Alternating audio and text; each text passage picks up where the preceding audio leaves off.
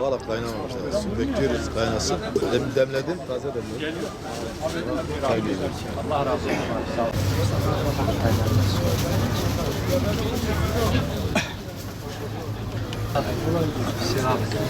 Evet, iyi oldu. Allah geldi.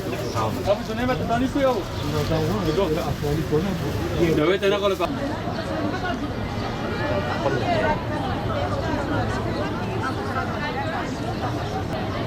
Bu çok amatör bulunmuş gibi.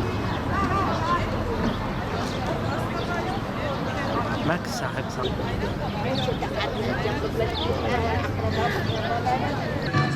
يصنع أيام النصر تحت المحتلين من أرض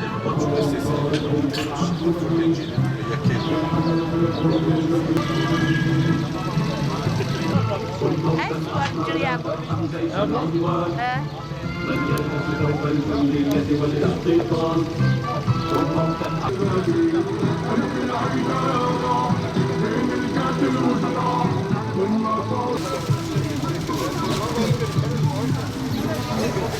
Biz Mardin Umut Kervanı 15 Temmuz Parkı'nda inşallah bugün kermesimize başladık. Her sene aslında yılda 2 defa kermes yapmayı düşünüyoruz. Daha önce yılda bir seferdi ama baktık ki bu yetmiyor. Bizim Mardin'de takriben 140 ailemize her ay gıda yardımda bulunduğumuz yetim, dul, çocuklu bayanlar ailelerimiz vardır. Bu ailelerimize her ay onlara yardım ediyoruz. Fakat yardımlar kısıtlı olduğundan dolayı her ay yardım etmemiz gerekirken fakat yetmiyor bazen. Hal böyle olunca yılda 2 defa kermes düzenleyeceğiz inşallah.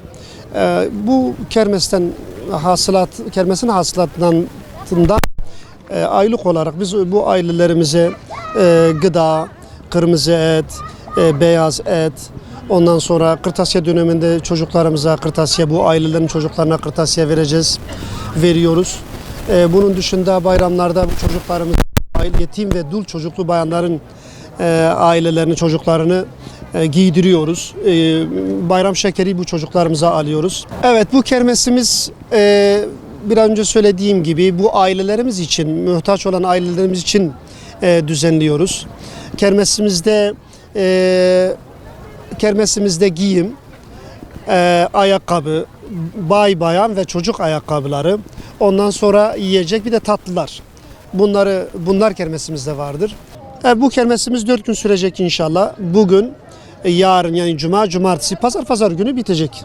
Kermesimize yiyecek olarak evet bayanlar, hayırsever halkımız evlerinde bu yani büyük bir zahmetle bu malzemeleri yapıp bu yiyecekleri yapıp getiriyorlar. Biz de burada satıyoruz. Yani çağrımız şudur. Yani bu 140 aileye biz mesela bu işi biz yapıyoruz. Sahada biz çalışıyoruz.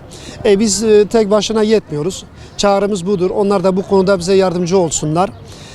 Gelip işte bu kermeste kendileri de yemek yapıp veya o temiz elbiseler mesela hani sıfır elbise, sıfır ayakkabı getirebilirler burada satmak için.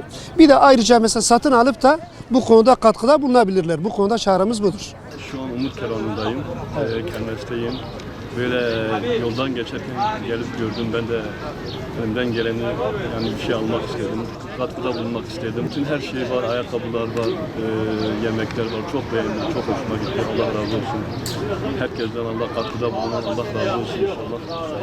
Halkın buraya gelmesini tavsiye ediyorum. Tavsiye, ürünler de çok güzel, çok ucuz, Allah razı olsun herkesten.